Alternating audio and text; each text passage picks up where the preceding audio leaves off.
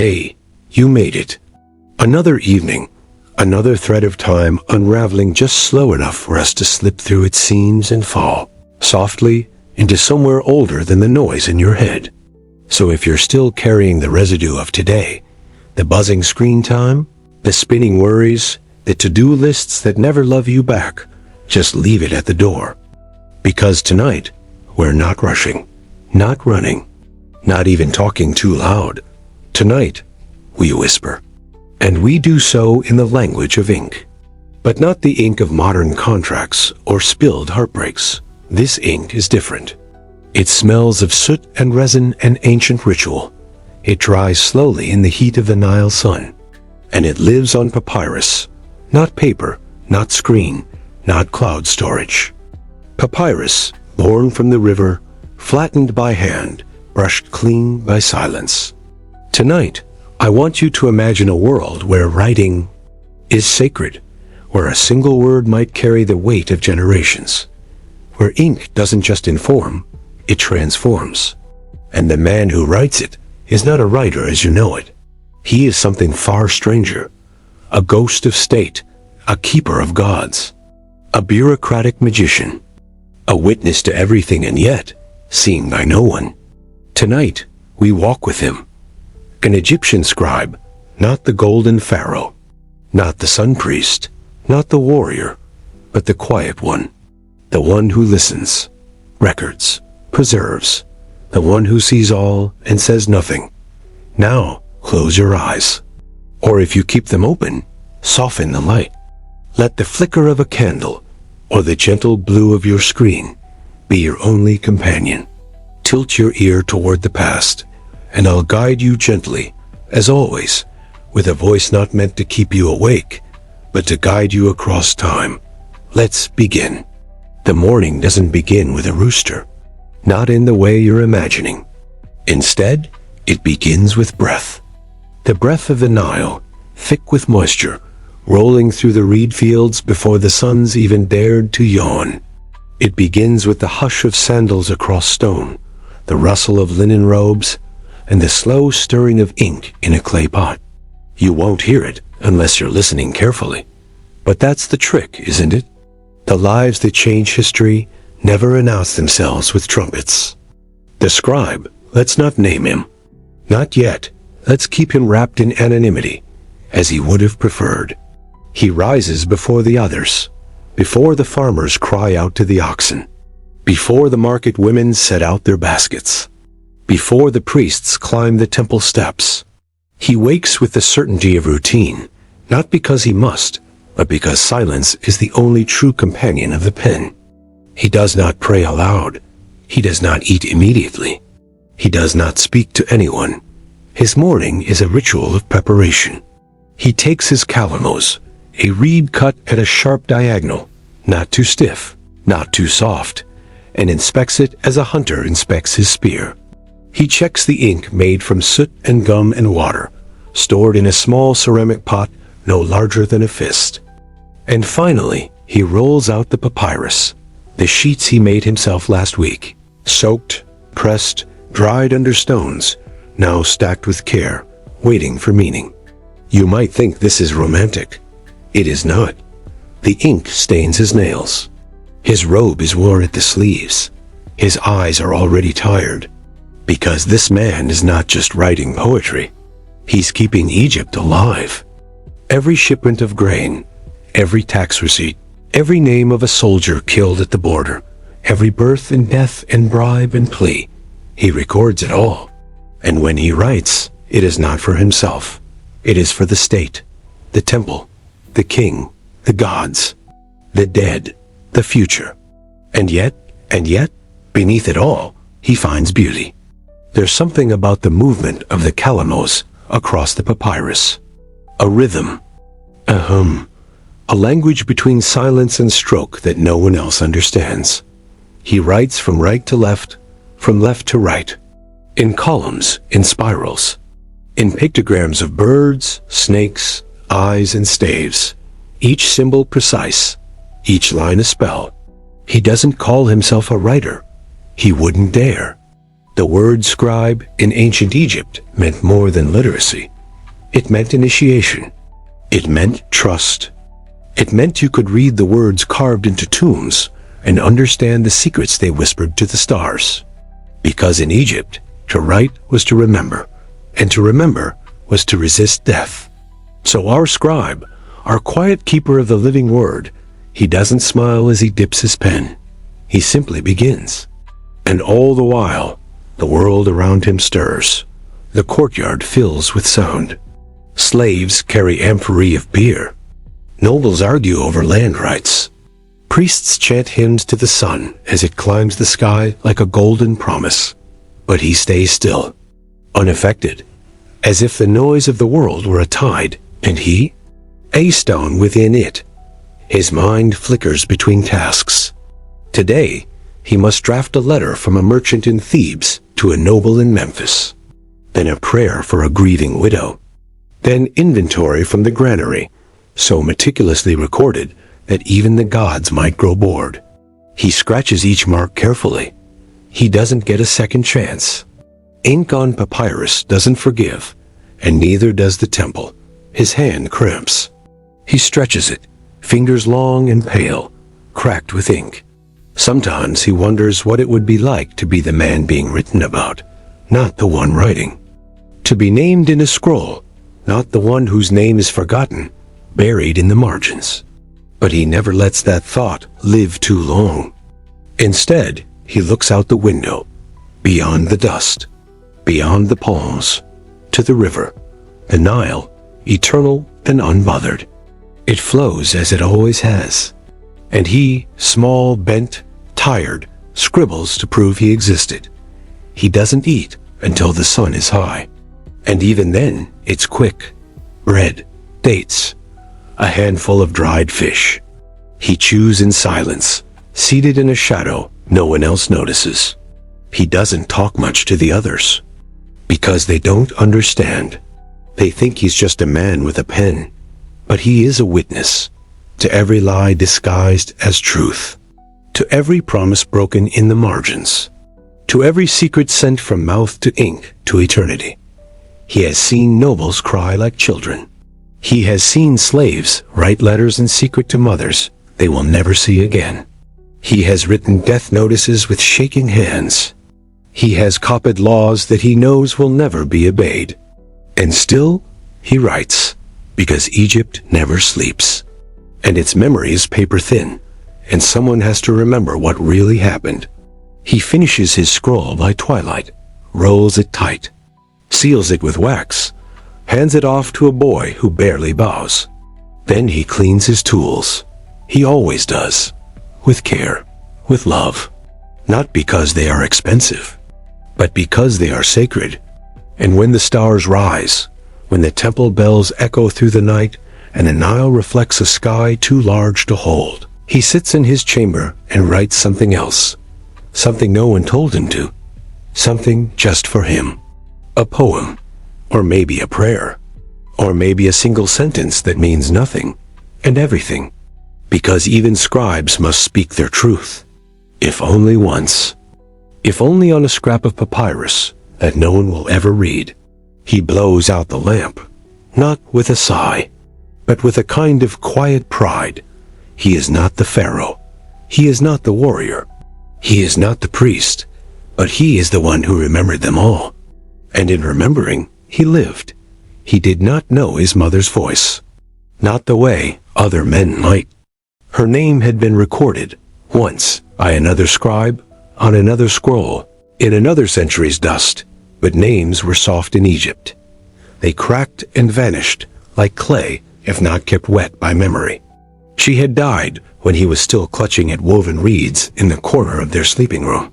He only remembered the shape of her, a shadow bending over clay pots, a silhouette by firelight, a laugh that, when he tried to recall it, felt like trying to grab smoke. But his father, well, his father did not leave smoke behind. He left words. Too many of them, most of them sharp. A man born from ink must also bleed in ink, he used to say, over and over, like it was a truth more eternal than any carved on temple walls. And the boy, still soft in spirit, but already trained to hide it, had listened in silence while calloused fingers placed the kalanos into his hand before he could even recite the names of the gods. The first lesson was never about letters. It was about silence. Silence was where the ink lived, not in noise, not in laughter, certainly not in tears. He had learned early that scribes do not cry, not even when the reed slips and cuts the skin, not even when the papyrus tears and hours of work vanish like mist, not even when they write the death of a friend on a scroll they cannot keep. Grief had to be neat. Grief had to be well-aligned and center justified. So by the time he could write without looking down, by the time his fingers moved across papyrus with the ease of breath, he no longer thought of ink as a tool. It was the last language of dignity. Because in Egypt, the tongue could lie, but the ink could not. And so he grew, not like a tree, wild and sun-chasing, but like a root, burrowing, unseen, anchoring something larger than himself. There had been a moment, just once, when the idea of a different life had crept into the cracks of his resolve. He'd been 17. A girl had smiled at him in the street outside the granary. Not just smiled, laughed too, like her body had no fear of sound. Her eyes had not lingered on the ink on his robes. They had looked into him, not past him. And for a second, he had thought maybe the life of papyrus and government lists and temple receipts was not the only rhythm available to him. But she was gone by winter, married to a man who dealt in gold, not ink. A man whose name he would later record, ironically, in a land dispute filed with the Office of Public Scribes. When he wrote the name, his hand did not shake, but his soul did, just a little, like a leaf in wind. No one noticed. He did not fall in love again. Not with a person, anyway. But there was a kind of love reserved for those who give their life to the page. A devotion not like fire, not like hunger, but more like shadow. It followed him, embraced him, became him. His mornings were dictated by the position of the sun, but his true clock was internal. A pull behind the eyes.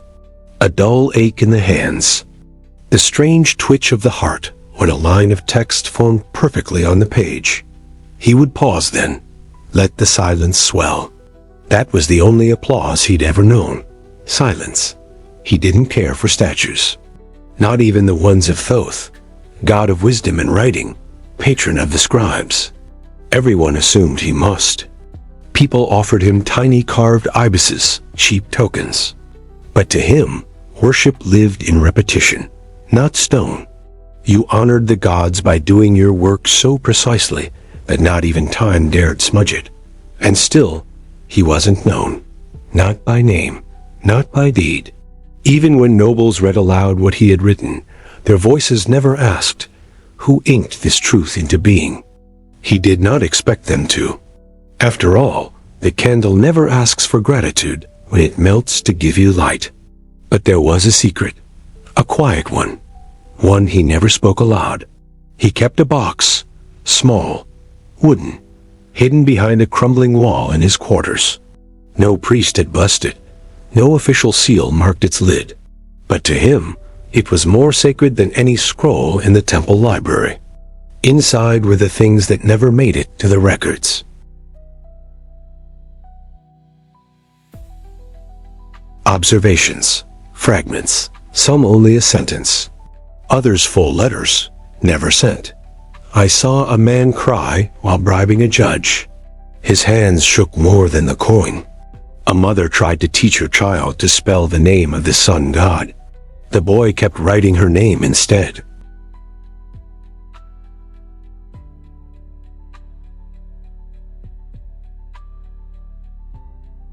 These were his truths, unofficial, unwelcome, unforgettable. Sometimes late at night, he'd unroll one and read it again. Not because he needed to remember, but because he needed to feel. And those words, the ones written in secret and silence and solitude, they carried more warmth than all the letters signed by royal decree. He knew this was dangerous. The box, the words, the act of keeping something for himself. But he also knew that without them, he was just a hand, not a man. And Egypt, for all its glory, had little space for hands that thought they were hearts. His living quarters were modest, a narrow space between two walls where wind passed freely, but privacy did not. He slept on woven reed mats. His clothes hung from a single peg. Everything else was tools, inkstones, quills, scrolls, the sharp smell of gum arabic. The room had no color, except for what he wrote. It was a life of controlled monotony. Every item had a place, every movement a reason. Even his meals felt ritualistic, bread flattened with care, lentils cooked soft, beer just enough to keep the thirst away, but never enough to blur the hand. There was no luxury, but also no chaos, and maybe that was its own kind of peace. Because outside, beyond the script, beyond the ink, was noise. Life in Egypt was not gentle. It was alive in ways that could crush. The markets teemed with shouts and blood and heat. Temples groaned with the weight of gold and expectation. The streets carried secrets like dust, clinging to skin no matter how often you bathed. And so he stayed inside. The walls of the scriptorium were his monastery, the papyrus his altar, his pen a blade and a balm. On rare days he was summoned. Not by kings, he was not that important, but by the overseers, by men who measured worth by ink quantity. They spoke quickly, hands stained with wine, breath sour with privilege. We need the death tally from the southern border. Where are the temple donations? The high priest is growing impatient. We suspect the grain reports are being forged. Rewrite them, neatly. He never objected, but his eyes held everything they never dared to read. One day, one of them laughed, drunk on both power and beer, and said, "If you ever wanted to ruin a man, all you'd need is your ink." Then he slapped the scribes back like they were friends. The scribe smiled, just once, and filed the moment away. Because even if he never used it, the power remained. In the fingers, in the ink, in the silence. That night, he didn't sleep. He sat by the narrow window, watching the moon cast silver shadows on the Nile. He thought about that laugh, that drunk, stupid laugh. And he wondered how many scrolls it would take to reshape history. 1? 10? 100? But he didn't write any. He simply dipped his pen in ink and wrote his own name. Just once, on the back of a scrap. His name, the one no one ever asked for, the one not even gods had spoken aloud. He stared at it. And for a moment, he existed, not as a scribe, not as a tool, not as a memory keeper, but as a man.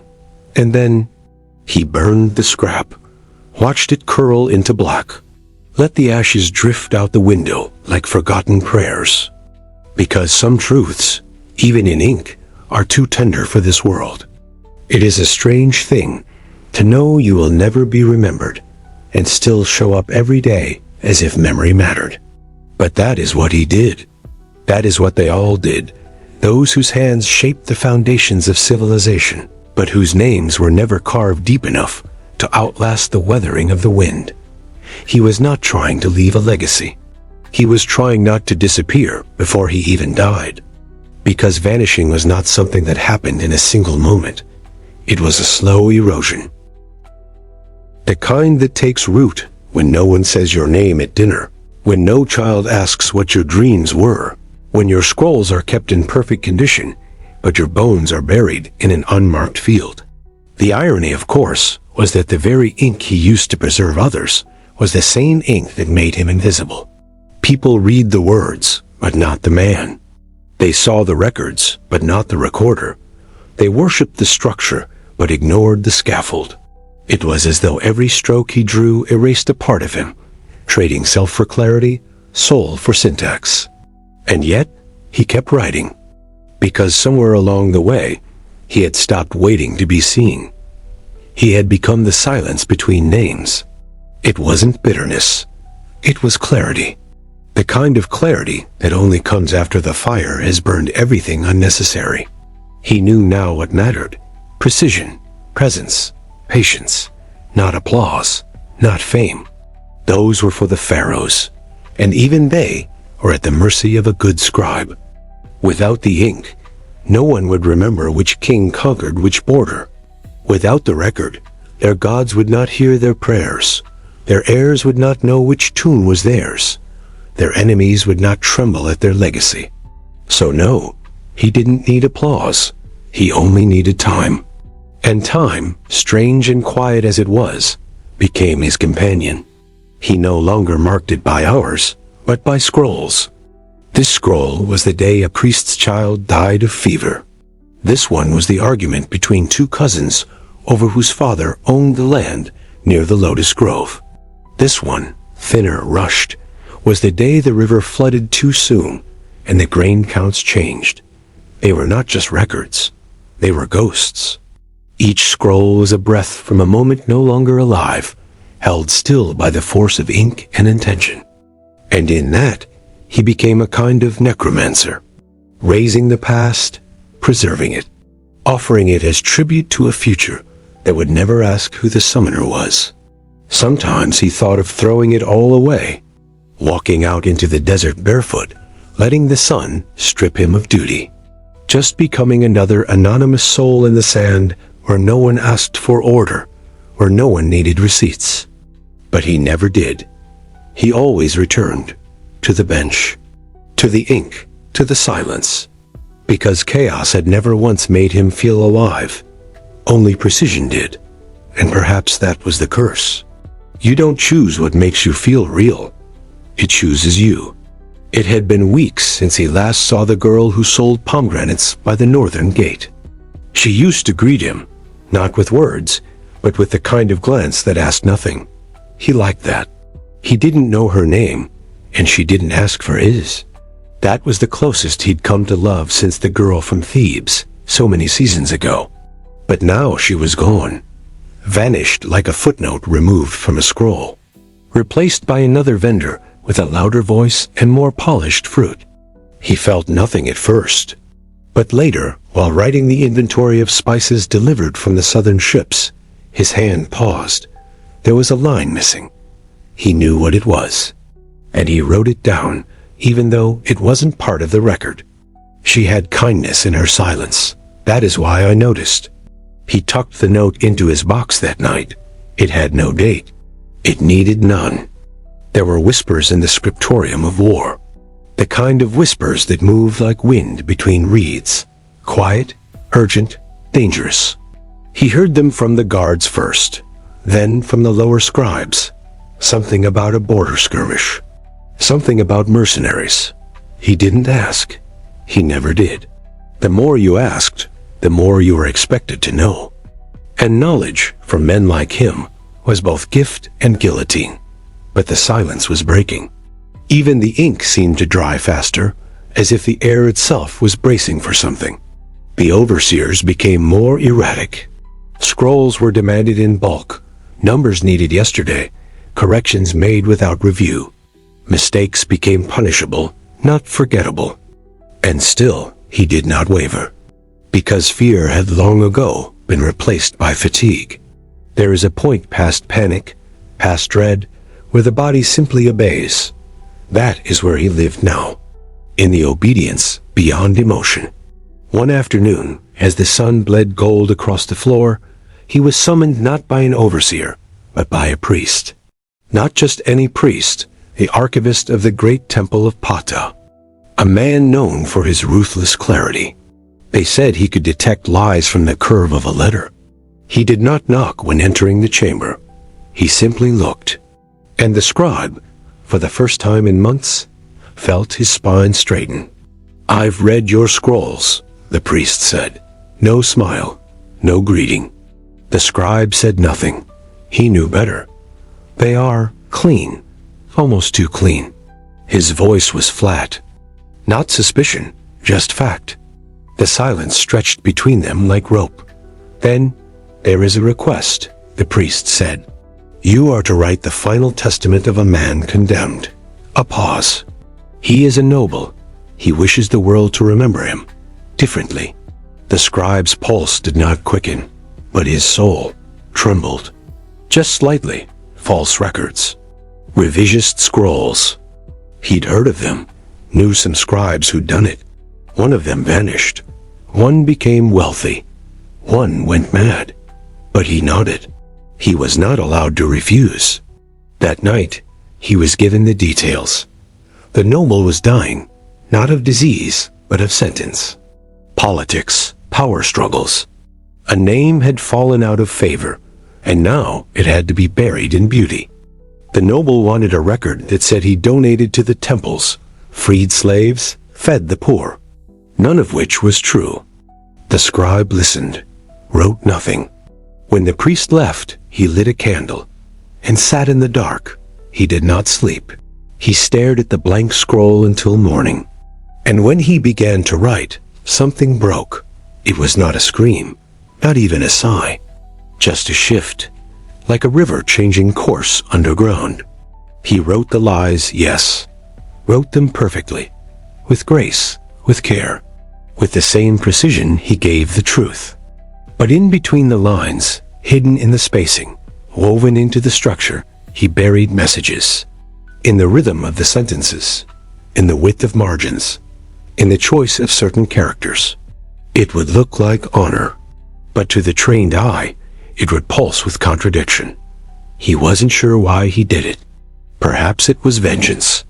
Perhaps rebellion. Or maybe, just maybe, it was the last defense of a man trying not to vanish completely. Because even if no one ever noticed, he would know. He had planted seeds in the scroll. Seeds of doubt, of inquiry, of memory. And that, too, was a kind of immortality.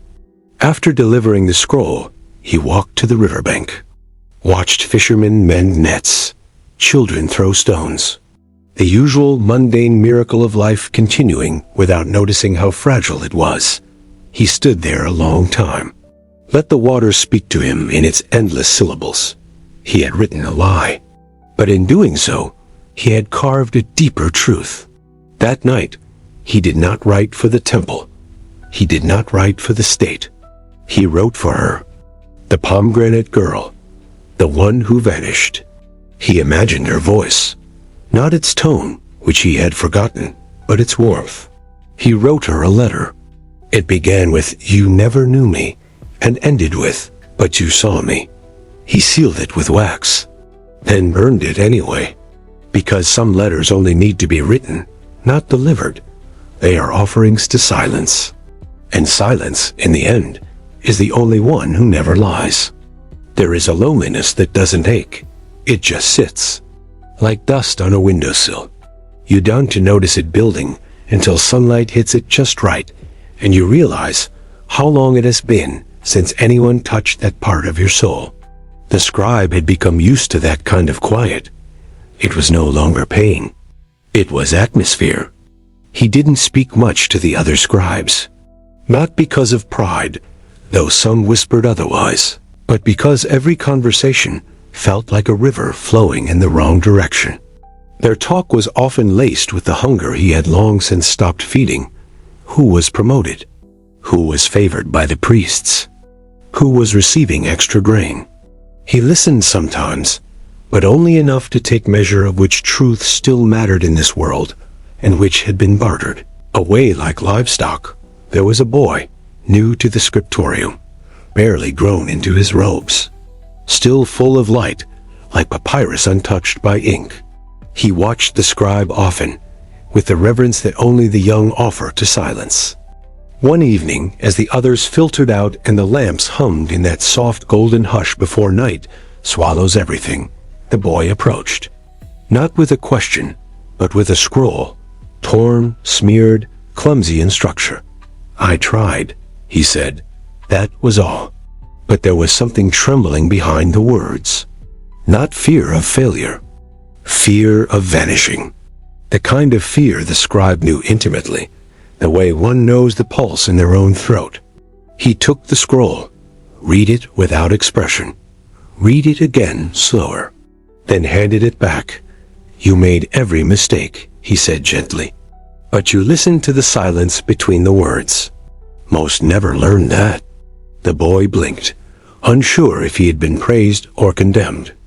But the scribe had already returned to his own work, his hand moving with that peculiar grace, the kind that isn't practiced, but surrendered to.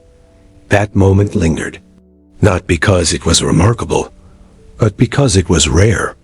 Rare for words to pass between souls without pretense. Rare for someone to notice the music beneath the ink. In the days that followed, the boy watched more closely. Not just the hand, the pauses, the breaths.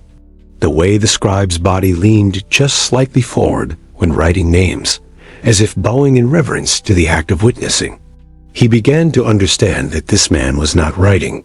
He was offering. Every scroll a prayer, every line a sacrifice. But the world outside the ink was shifting again. More requests for rewrites. More records that smelled suspiciously like revisions. An overseer was replaced. Another vanished entirely. And suddenly, there were whispers that the High Temple was watching. Not with favor, with caution. One evening, a scroll arrived with no name attached. No seal, just a single line. Rewrite this to cleanse all trace of betrayal. Inside was a confession, brutal, raw, scrawled in haste. A priest, exposing years of bribes, manipulation, false visions whispered in darkness to sway power. It was the kind of scroll that should never reach a scribe. It was the kind of scroll that gets burned, or people do. He didn't write that night. He didn't sleep. He sat in the dark, scroll unfurled, reading it over and over. Not because he doubted what it said, but because he couldn't stop thinking of the hand that wrote it, the desperation, the fear, the flicker of repentance that somehow reached him, the one person in all of Egypt least likely to offer forgiveness. And he thought, what is my role now? Was he merely the hand again? Or had he become something else? Something far more dangerous, a threshold between what was and what must be forgotten. He could have refused, but refusing would have meant being seen. And being seen was not always a blessing. So he did what he always did. He wrote, but not what they asked. He copied the original, in perfect detail. Then he hid it. And in its place, he wrote a bland report, boring, sanitized, safe. It was a skill all scribes possessed, the ability to erase meaning without erasing ink. He kept the confession in his box, folded it between the pomegranate girl's memory and the nobleman's false legacy. His box was no longer just a collection of fragments. It was becoming a tomb, a burial chamber for truths the world refused to keep. He didn't tell the boy. He wanted to. There were moments he almost reached out, almost said, "Come, let me show you what they won't teach." But then he'd see the boy's face, unwrinkled by cynicism, still soft enough to dream. And he couldn't do it. Hope, once broken, cannot be remade, only mimicked. And the boy still had his. He'd let him keep it a little longer. The days grew hotter. The ink dried faster. And the Nile, usually generous in its movement, began to retreat early. Farmers came in with worried eyes. Grain projections dropped. The scribes received orders to adjust the numbers. For morale, they said. The scribe didn't flinch. By now, he was fluent in the language of decay. But something shifted the night he returned home and found the box had been moved. Not much, just slightly, but enough. He froze. Every scroll inside had a position, an angle, a memory. And now, the edges had shifted. The silence of the room felt thick, not empty. Occupied. He didn't eat that night. He didn't write. He sat in the dark, watching the door. And when morning came, he did something he hadn't done in years. He left the city. Just for a day. He told no one. Packed no scrolls. Took only a reed knife, not to write, but to cut fruit, should he find any. He walked along the Nile, away from the temples and towers, until the sound of human breath disappeared. He found a tree, bent by time, roots half in the water, half in the air, and sat. For the first time in years, he felt weightless. Not because the burden was gone, but because there was no one to carry it for. He watched the birds, not like metaphors. Just like birds, they didn't care about scrolls. They didn't worry about who lied and who rewrote the lie. They just moved, lived, flew. He envied them. And then he wept, not loud, not long, just enough. It was the first tear since he was a child. He didn't wipe it. He let it fall onto his robe, leaving a mark no ink could hide. That night, he returned. The box was gone. He didn't panic. Panic is for people who think they still have options. He sat down, opened his scroll kit, dipped the calamos, and began writing again, not because he had something to say, but because he had nothing left to lose.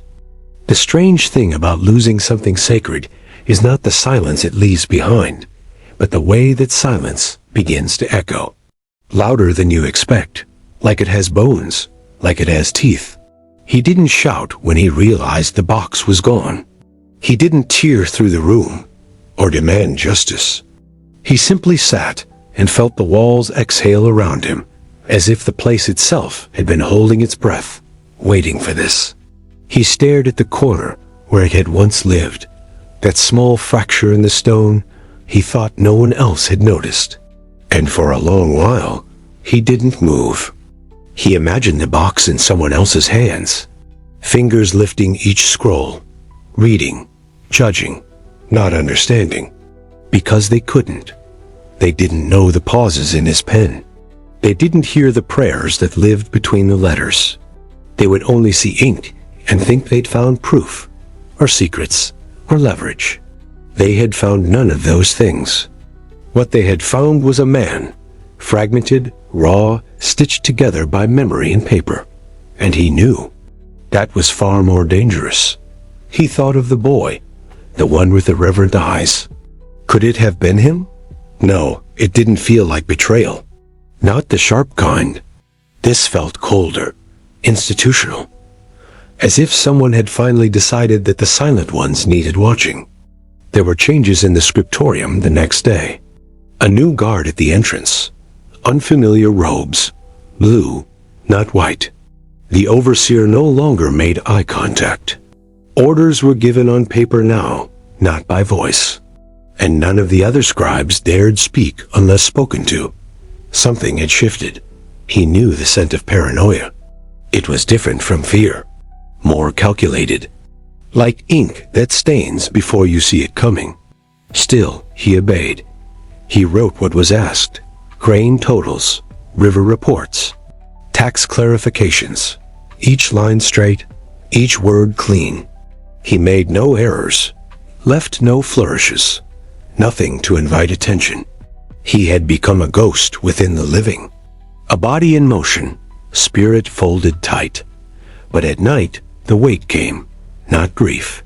That had passed, not anger. That was too loud. What came now was a kind of vacancy, a hollowing. As if every scroll he touched scraped a little more from inside him. He found himself reaching for things that weren't there. The box. The old fragments, the secrets.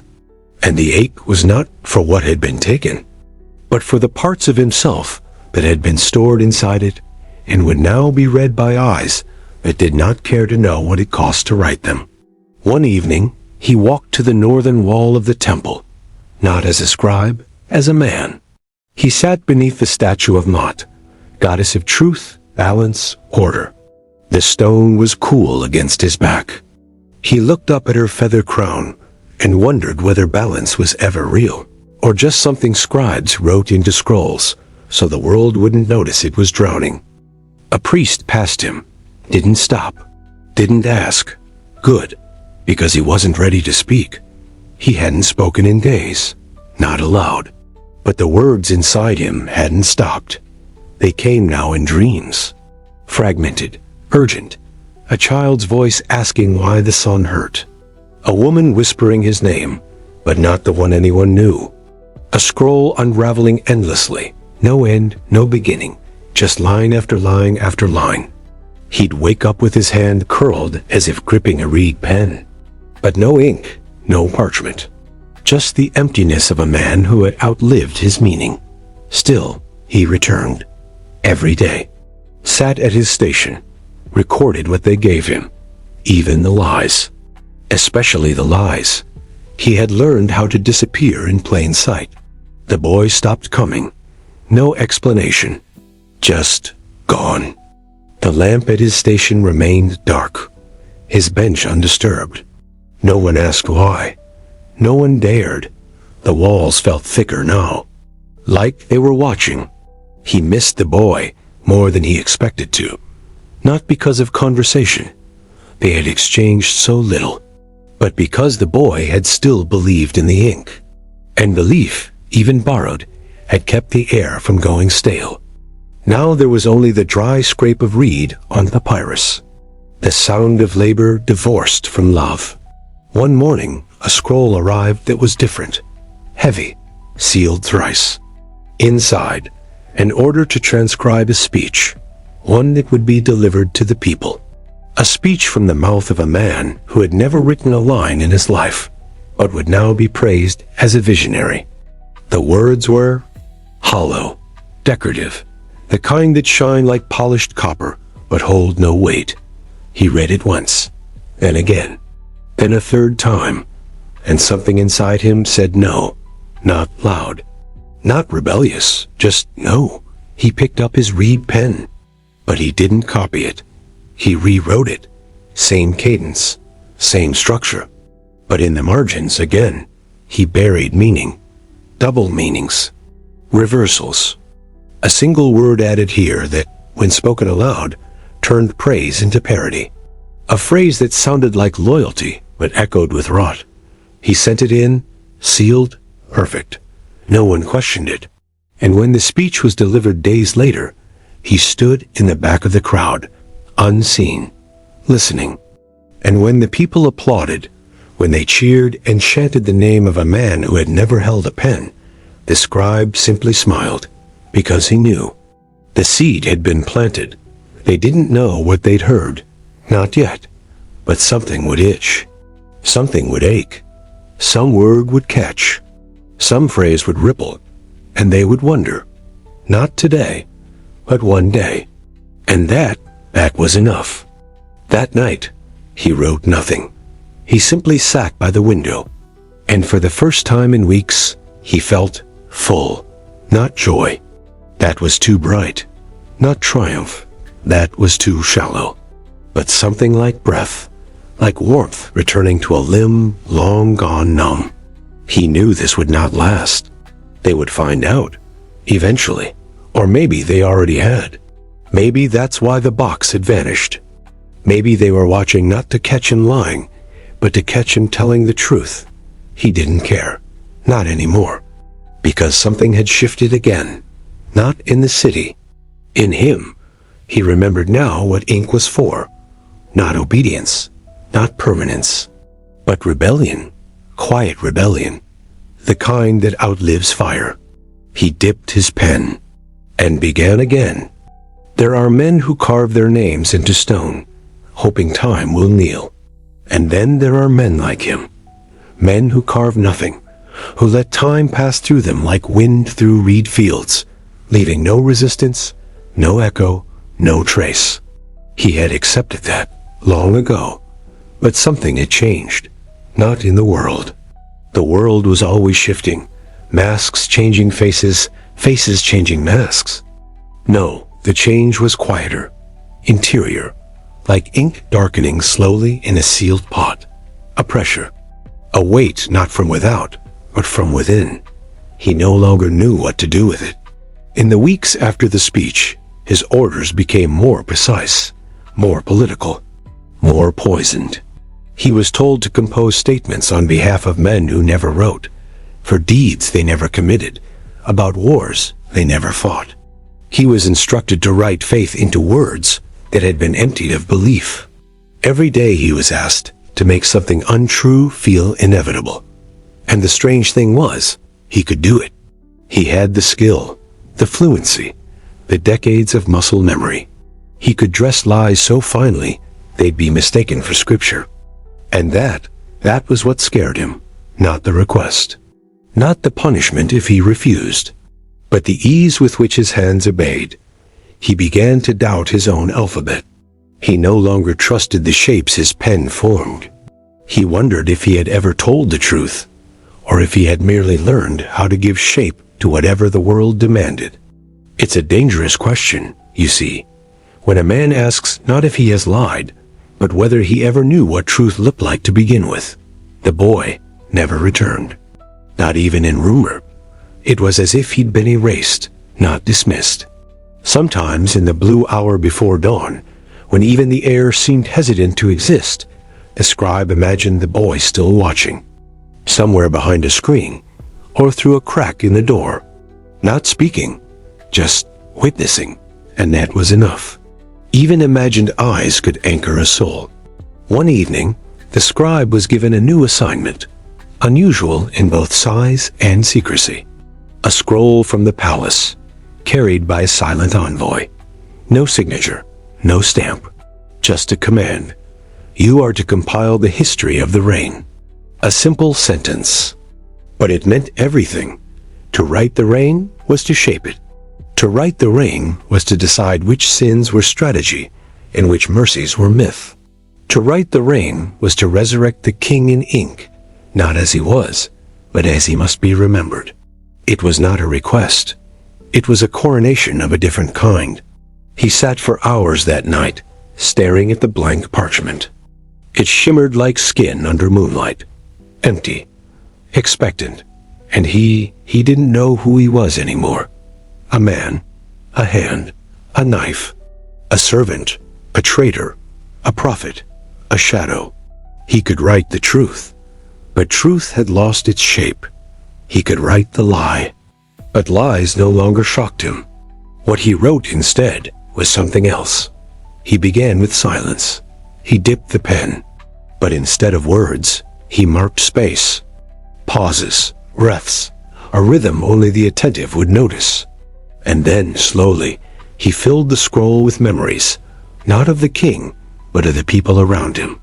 A soldier who limped and never spoke of it. A maid who sang the same song every morning for years. A courtier who always smelled of jasmine and fear. He wove them into the margins, as footnotes, as side whispers. He buried the king in their echoes.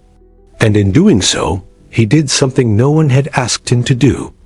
He humanized power, not glorified it, not condemned it, just made it visible. And that was the most dangerous thing of all. The scroll took weeks. Each night, he added a single line only he could see, written in the ancient cipher of the desert monks.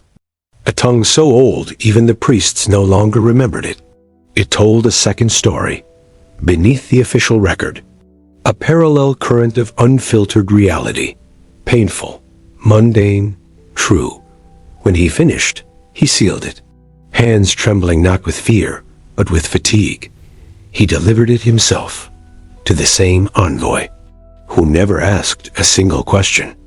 And that night, the scribe did not return home. He walked the streets instead, not aimlessly, just unbound. He wandered past the statues, past the markets, past the granaries and gardens and silent doorways. He stopped at the edge of the river, the same place where he'd once cried for something he couldn't name. This time, he did not cry. He just watched the water, how it held the sky without ever keeping it, how it carried everything and clung to nothing. And he thought, perhaps this is what I was meant to be. Not a monument, not even a memory, just a current, moving, unseen, necessary. He returned at dawn, and everything continued, as if nothing had shifted, but something had, in the air, in the tone of orders, in the way guards looked too long without blinking. He was being watched now. He could feel it, but not by enemies.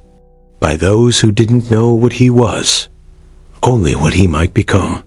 He kept writing, kept obeying, kept listening. But now, every line carried a pulse. Every record a ripple. He was no longer just a scribe. He was the question no one wanted to ask, and the answer that refused to stay buried. There is a particular stillness that descends over a man when he knows he's being watched, not for punishment, but for potential. It is not the stillness of fear. It is not the stiffness of guilt. It is the coiled, quiet breath of someone standing between two fates, aware that every motion from this point forward is a kind of audition. The scribe moved through his days like wind through stone corridors, never too fast, never too noticeable, but always, always present. He felt the glances at his back like the brush of papyrus against skin, and he welcomed it, not as attention, as confirmation. They had seen the ghost, and now they feared it might speak. But he had no intention of speaking, not in the way they feared. Words spoken out loud could be twisted, denied, burned. He did not need to raise his voice to raise suspicion. He only needed to write exactly what he saw, and exactly what he chose not to see. That was the key now. What to omit. He had spent decades mastering inclusion, learning how to capture the whole of a moment, to leave no shadow undocumented. Now he practiced the art of subtraction. A priest's name left out of a ledger. A royal decree transcribed with a minor tense shift. A public blessing dated one day too early.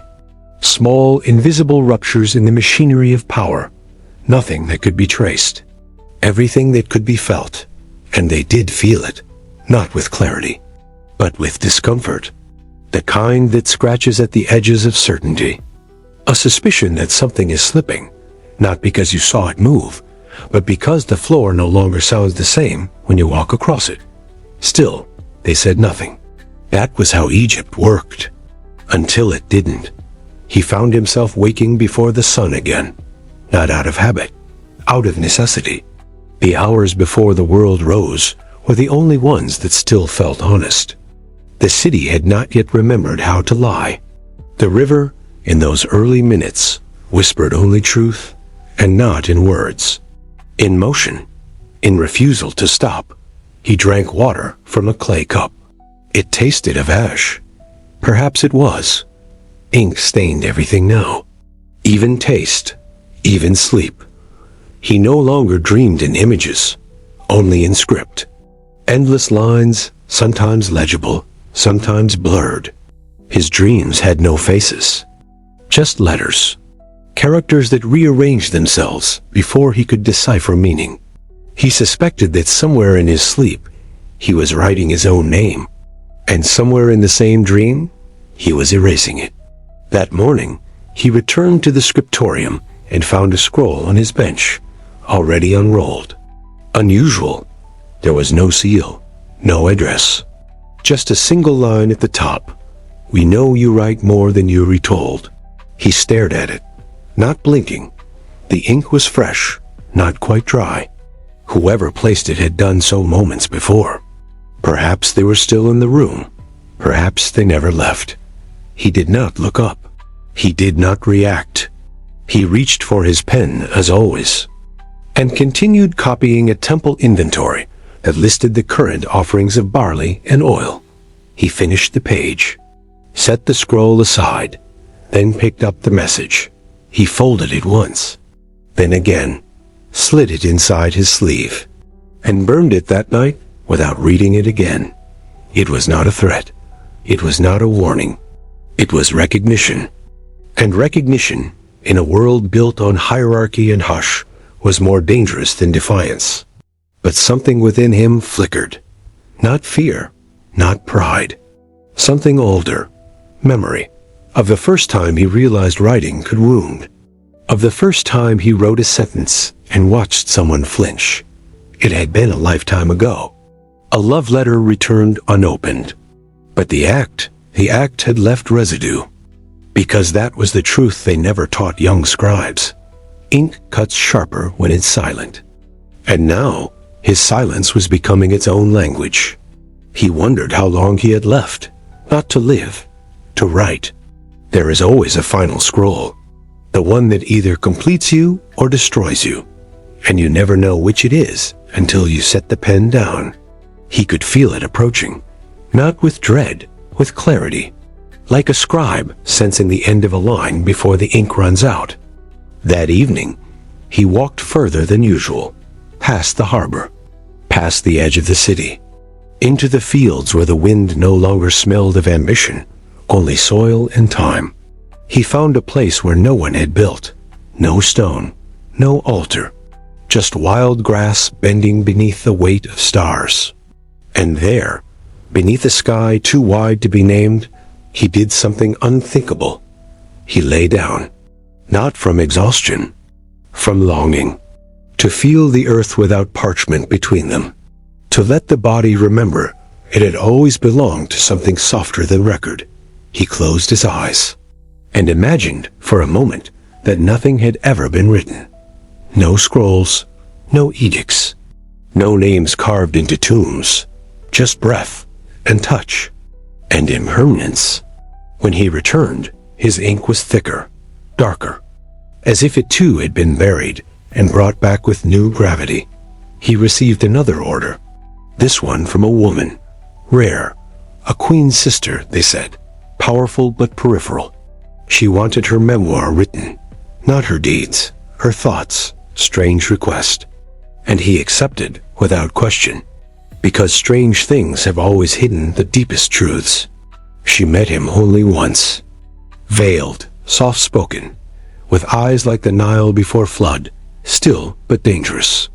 "I want to be remembered not for who I was," she said, "but for what I saw." He did not ask what she meant. He never did. He just wrote. And in her words, dictated across 7 evenings in a private chamber lit only by oil flame, he found something he thought he'd lost. Honesty, not polished, not complete, but honest in the way wounds are when left open. She spoke of betrayal, of love mistaken for loyalty, of being close to power and never once touching it. And he wrote it all, not for the record, for her. And when it was done, she did something no one had ever done. She thanked him, not as a tool, as a witness. And that word, witness, echoed inside him like a bell struck in an empty room. Because that's what he had always been, not a servant, not a rebel, not even a scribe, a witness. To things no one else wanted remembered, to people who only existed in the margins. And perhaps that was enough, to be the one who sees. Even if no one sees him, there are days when the ink feels heavier than the reed, as if what he's drawing from the pot isn't pigment, but weight, all the accumulated gravity of things that should have never been recorded, and yet were. Things that, once written, can never be unwritten. This morning felt like that.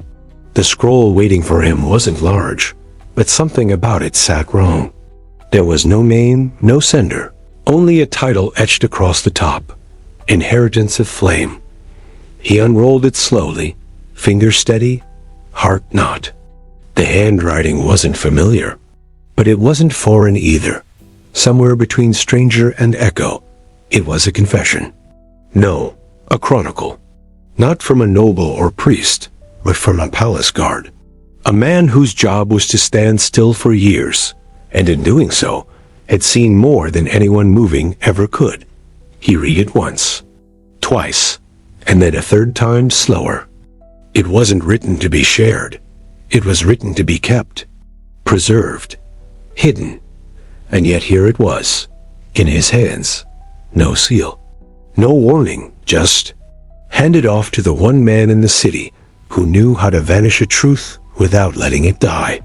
He folded it carefully, pressed it between 2 blank scrolls. For now, he would not copy it. Not yet. Some truths needed to breathe before being suffocated by ink. Some needed to be spoken inward, in the dark silence of a man alone with himself. He walked that evening to the old temple ruins near the edge of the city.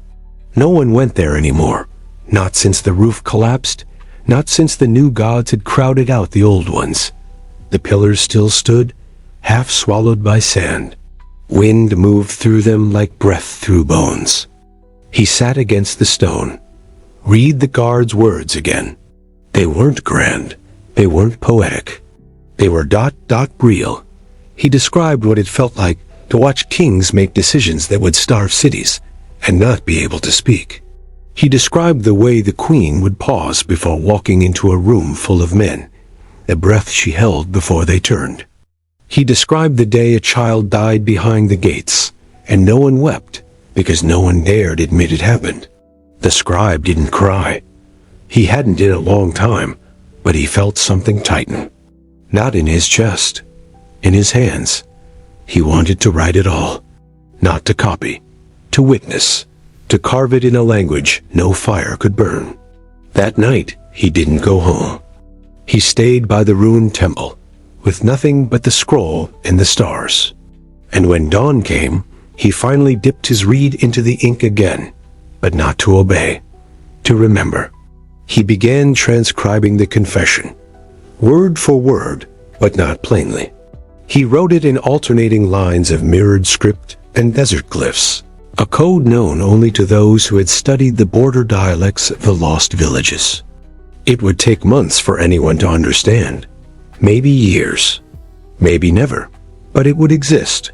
He bound it in linen, marked it only with a single symbol, a cracked crown hidden beneath a sleeping eye, and buried it, not in sand, in a jar.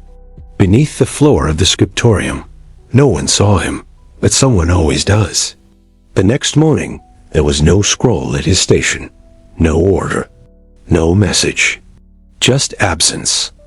And it terrified him more than anything else, because absence in this world meant one of two things. You had been forgotten, or you had been understood. Both were fatal. He kept writing anyway, about things that weren't assigned, about the seasons, the shape of clouds, the way the acacia trees outside the temple bent their limbs toward light with a grace humans never mastered. He wrote the names of people he passed in the streets, but never spoke to. The old woman with the cracked sandals who sold salt by the archway. The boy with the missing ear who fed cats he didn't own. The man who never smiled, but once wept while holding a pomegranate he couldn't afford. He recorded them all, not to honor them, to prove they happened, that they had taken up space in this world, if only for a moment, if only to him. The walls of the scriptorium grew colder. No one spoke unless called. A new official replaced the overseer. He didn't introduce himself, just changed the seating. The scribe station was moved to the far end, near the corner, near the wall with no window. He said nothing, just carried his tools there, and smiled, because he knew now what they feared. Not rebellion, not lies, memory they could not trace. They feared that something had been preserved outside of their reach, something alive. And they were right. He began carving letters into stone tablets at night. Nothing large, just single words, names, half thoughts. He buried them in alley walls, under doorsteps, inside broken statues. Not because he wanted to leave a message, because he wanted someone, someday, to find a question. He no longer waited for orders. They came, yes, but he read them like wind, passing, irrelevant. He wrote what needed writing. Sometimes it matched what they wanted. Sometimes it didn't. They never punished him, which meant they hadn't decided what to do with him yet. And that, somehow, was worse. He thought of leaving, disappearing, becoming dust in a city of echoes. But he stayed, because someone had to. Not to protect, not to reveal, just to be there when it all fell apart. To catch the last word before it vanished. And write it down. There comes a point in a man's life when the ink he carries is no longer just for writing. It's for bleeding. Not dramatically, not publicly, just slowly, through his fingertips, into every surface he touches. The scrolls, the air, even the skin of others, if they come too close. By now, the scribe no longer noticed the stains. They were not ink anymore. They were his fingerprints. No one had spoken to him in days, not truly. Orders came as scrolls left on benches. Requests came unsigned. Even greetings, if they came at all, arrived like fading echoes, polite, cold, hollow. He had become untouchable, not revered, not feared, just inconvenient, an artifact that still breathed. It was, in a way, a kind of death, but slower, a burial without the finality of stone. And still, he wrote. Each morning before dawn, each night past the fall of the last torch, not for the temple, not for the palace, not even for himself anymore. He wrote for the blankness, the quiet that swallowed history when no one paid attention, the slow rot of memory left unkept. He wrote the names of slaves who had vanished from records after construction of the canal.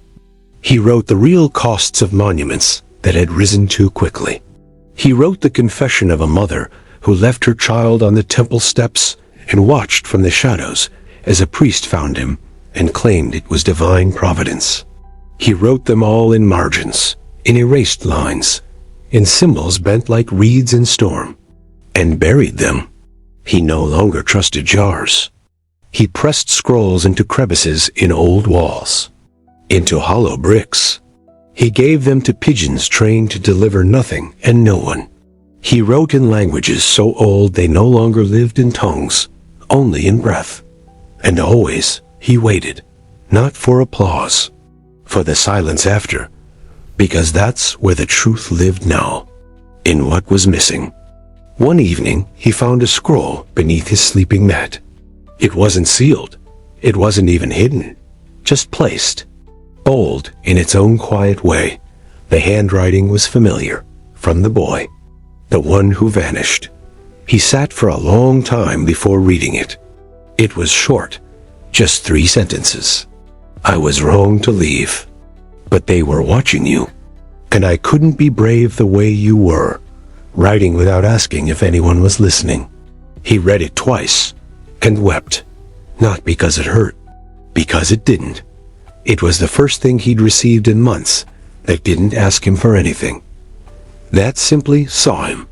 He folded it gently, slid it inside the only scroll he ever kept close, the first one he had ever written, decades ago. A prayer for a man he no longer remembered, written in a hand that had not yet learned to tremble. That night, he dreamed of the boy, not younger, not older, just still enough to listen. And in that dream, they didn't speak.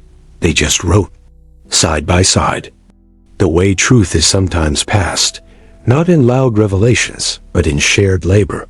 When he woke, he didn't light the lamp. He wrote in the dark, by feel, by faith, by the muscle memory of a soul that knew what needed to be said, even if no one would ever read it. He copied the names of the builders who drowned in the flood the priests had blamed on sin. He recorded the original version of a treaty that had since been rewritten to favor the crown. He wrote down the name of the scribe who came before him, the one no one remembered, whose bench he now filled, whose handwriting he'd once admired in the archive's back wall before it was painted over. And finally, he wrote his own name, not in the corner, not hidden, at the center of the page. No titles, no date, just a name, the name no one ever asked, the one that lived only in silence. And then he burned the scroll, not in anger, in offering, because sometimes a name isn't meant to be kept. Sometimes it's meant to be given away, just once, to the night, so the night knows who to carry. That morning he received an invitation, not a command, not a summons, an invitation, written in clean script, signed by the Queen's sister. She had read her memoir. She wanted him to hear her read it aloud. He went, not because he needed to, because she remembered. And in the way she sat, upright, calm, her hands folded as if holding something she couldn't drop, he saw it. She too was a scribe now. Of herself, of her own history. And when she read the final page, she looked up and said, "I was never free, but I was never voiceless." And he knew then why he had written all these years. Not to preserve, not to resist. To remind people that their silence was not the same as absence. That memory was not loyalty. And that even a whisper, once written, could outlive thunder. That night, he walked past the temple gates, past the river, and into the ruins where he first learned to hide his truth.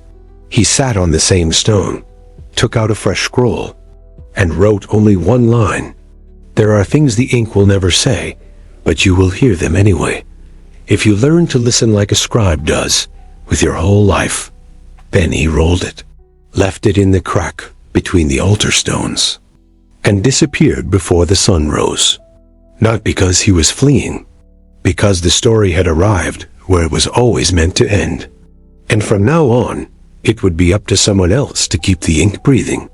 Some men disappear with noise, swords clashing, walls falling, their names echoing off marble long after their bodies have turned to dust. Others vanish like smoke, like warmth fading from a cup left untouched. The scribe knew which kind he would be. There would be no statue, no plaque, no child repeating his name under candlelight.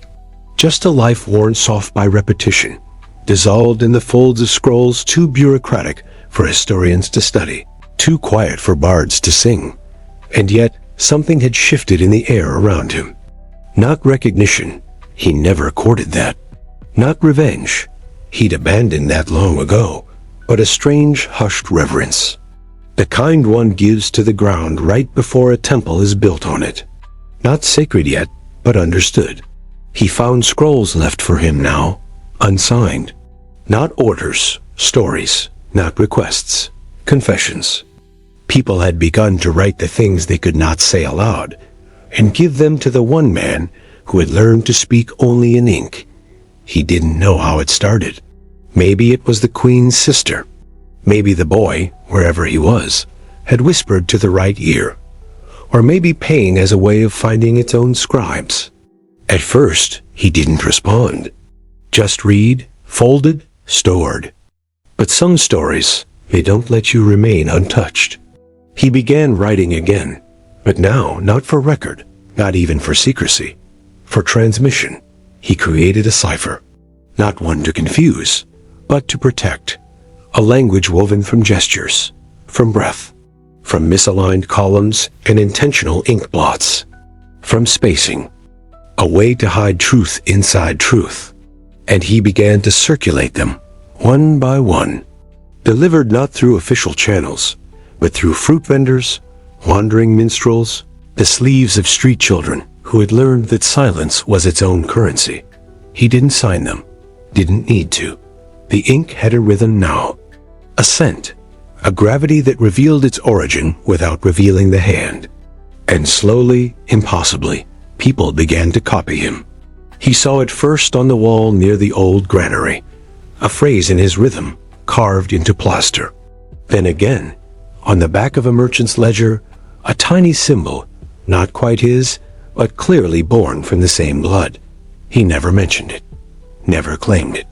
He simply wrote more, because movements don't begin with manifestos. They begin with one man remembering how to bleed quietly and another learning to read the wound. The palace began to notice. Of course they did. They always do, but too late. There were questions in the scrolls now, loaded ones, framed like inquiries, but sharp at the edges. Was the festival of the harvest attended by those beyond the invited? Do any scribes retain personal records for verification? Have any unofficial scrolls been found among temple storage? He answered each one, perfectly, politely, with a precision, so clean it cut before it could be stopped. No, no. And behind each no, he planted a truth. A silence that sounded too neat to be real. He knew they were watching. But he also knew they had waited too long. By now, the ink had outgrown the pen. He kept writing. Not as a crusade, not as rebellion, but because people had begun to believe in something they didn't have a name for, and he had become its shadow. Still unseen, but followed. Sometimes that was enough, and sometimes it wasn't, because he was still alone. Even as his words moved, even as his rhythms were mimicked, his spaces studied, his ciphers decoded and recoded by strangers he would never meet, he was alone. There were nights he would wake from sleep with a name on his tongue, only to find no one there to hear it. Nights where the ink refused to dry, where the papyrus curled as if trying to hide what it carried, where he would stare at the moon and wonder whether he had created something worth leaving or simply failed to let go. He never stopped, even when his hands began to tremble, even when his sight dimmed in the mornings, even when the pigeons stopped returning, one by one, perhaps intercepted, perhaps vanished, perhaps simply tired. He kept going, because the ink hadn't run out. Not yet. And while it still flowed, it had to be used. He received a final scroll. He knew it was final the moment he touched it. Not because of what it said, because of what it didn't. It was blank, entirely, not a mark on it, but the parchment was familiar. Rough, hand-pressed, made from the same batch he had once crafted for himself, years ago, when he still believed the quality of papyrus could elevate the quality of truth. Someone had saved it, returned it, as if to say, "It's your turn again." He didn't write on it right away. He placed it on his bench, stared, waited, until the night whispered the first sentence into his bones. He wrote slowly, deliberately, every word a wound, every pause a breath, not a record, not a message, a map, not to a place, to a state of being, of seeing, of remembering, of becoming so quiet the world forgets to lie to you. And when he finished, he didn't sign it. He simply placed it in a jar, walked to the river, let the current take it. Because not every truth is meant to be buried. Some are meant to float, to drift, to wait for the next hand. And maybe, just maybe, for the next life. There is a moment, just before a lamp dies, where its glow flickers in a way that makes the room feel infinite. Not because of the light itself, because of the shadow it casts. The scribe had begun to flicker. Not in body, though age had begun to write its own script across his spine and hands. But in presence, he moved like someone already halfway into another world, not departing, just less tethered. He no longer took scrolls from the overseers, not because he resisted, because they stopped offering. His pen had become a thing of myth, revered by some, feared by others, quietly resented by all those who still needed permission to speak. There were whispers that his ink was cursed, that anything written by his hand would someday come true, or worse, be remembered. He smiled when he heard that, because memory, if it ever was a gift, had long since become his last act of defiance. And so, without being asked, he began to write the one thing no one wanted recorded, an obituary for the empire. Not as it stood, gold-crowned, all-girded, parade-bloated, but as it would be, eroded, softened, made irrelevant not by war, but by forgetting. He didn't frame it as prophecy. He wrote it like a weather report, calm, precise, inevitable. He described the day the markets would fall silent, not from famine, but from disinterest. He described the crumbling of statues, not by foreign hands, but by sun and time. He described the moment the great halls would echo with nothing but the laughter of children playing where judges once screamed. And then he described himself, not with pride, with distance, as if remembering a man he once was, long before the ink. A scribe who believed remembering was holy, who believed silence was sacred, who believed truth, once written, would be enough. He was wrong, and still he wrote. Not to win, not to survive, but because even wrong men deserve to leave behind a breath. He didn't show it to anyone. He buried it beneath a stone. Not hidden, not forgotten, just placed, like a coin on a closed eye. And then he stopped writing, not all at once, but gently. Each day, fewer words. Each night, less urgency, until all that remained were small lines he etched into scraps, for no one, about no one, and eventually not even those. He sat more, watched more, listened not for stories, but for the way the world moved without him. It did, beautifully, imperfectly. He was not missed, not in the way people long for someone, but in the way a room remembers what it once held. The boy returned once, years older, eyes heavier. He didn't speak at first, just sat beside the bench where the scribe no longer worked. They sat there for hours. When he finally spoke, it was a whisper. You wrote the empire's memory, and no one thanked you. The scribe smiled. They weren't supposed to. The boy, no longer a boy, nodded. I still write, in pieces, like you did. The scribe looked at him then, not with surprise, but with a kind of gratitude so raw, it made the silence feel warm. You write better, he said. It wasn't flattery. It was legacy. They said goodbye without saying it, just stood. One walked away, the other remained. And later that night, the scribe lit one final lamp, took out a single sheet, and wrote slowly, steadily, to whoever finds this, I was never the story, just the ink. But if you've made it this far, perhaps that's all that ever mattered. And he folded it, placed it not in a jar, not in a wall, but beneath his own sleeping mat. Because sometimes, the final scroll is not meant to be shared, only lain upon. So the bones know they did not vanish. They were written, and now the room is empty. Not in the way rooms are when furniture has been removed, but in the way a breath is when it's been held too long, and finally let go. The ink on the walls has faded, not because it was erased, but because it was seen, and that's all it ever asked for. Not permanence, not worship, just one gaze long enough to say, I know you are here. The scribe is gone, not dead. Gone the way a fire goes out, after warming someone long enough. Gone the way a song lingers in the ear, after the instrument is broken. Gone the way names drift off the tongue of the last person who remembers them, not with grief, but with softness.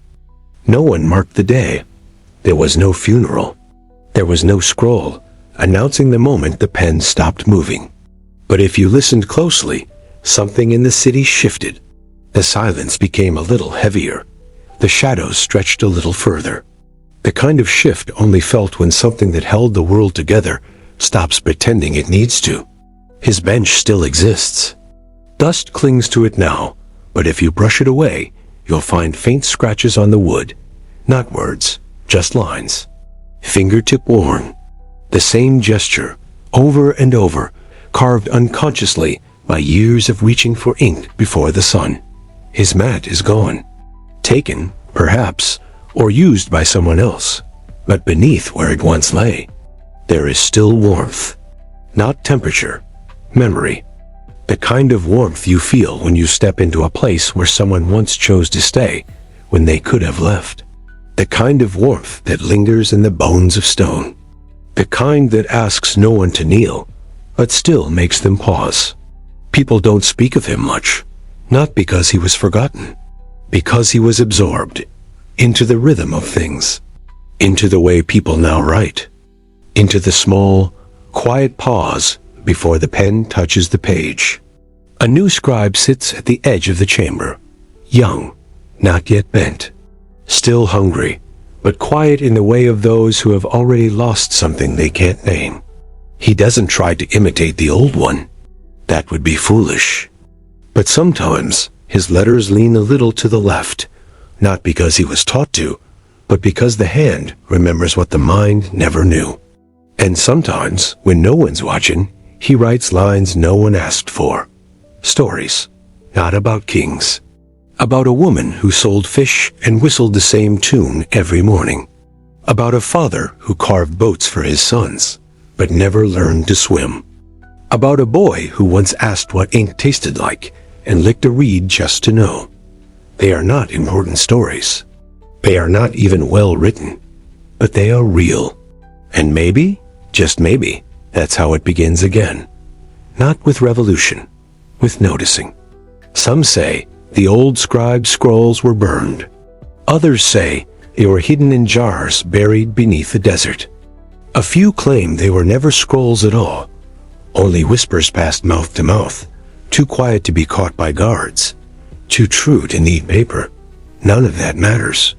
What matters is this: people remember to look now, to listen, to ask questions. Not loud ones, small ones.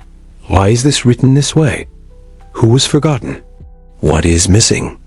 And in those questions, quiet, inconvenient, sacred, the scribe lives. Not as a name, as a pause, as the breath just before truth returns to the room. Somewhere deep in the archive, there is a box, not labeled, not cataloged, just resting. Inside it, one reed pen, snapped at the end. One scrap of papyrus with a single symbol, a cracked crown beneath a sleeping eye. And one sentence written in ink so faded it nearly disappears when you stare too hard. If you are reading this, then the silence did its job. That's all. No final message, no signature, just that. Because the truest scribes do not demand to be understood. They only ask to be received. And when the reception comes, not as applause, but as quiet, their work is done. There's no monument for him, no statue, no temple, but in the way people pause before writing, in the way they leave space between thoughts now, in the way they choose which truths to carry and which to bury gently. He remains, and maybe that's the answer. Maybe that's the reward. Not to be remembered, but to have changed the way remembering is done.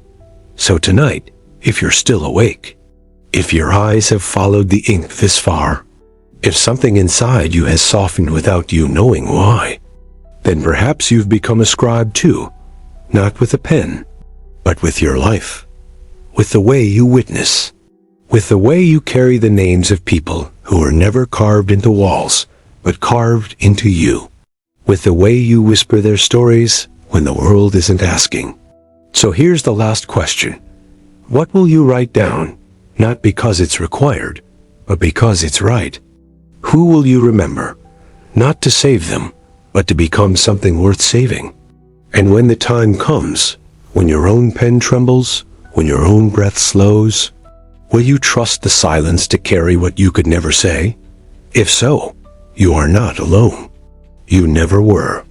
The ink is still warm, the papyrus still soft, and somewhere, just beyond the reach of time, the old scribe is still writing, not with hands, but with you.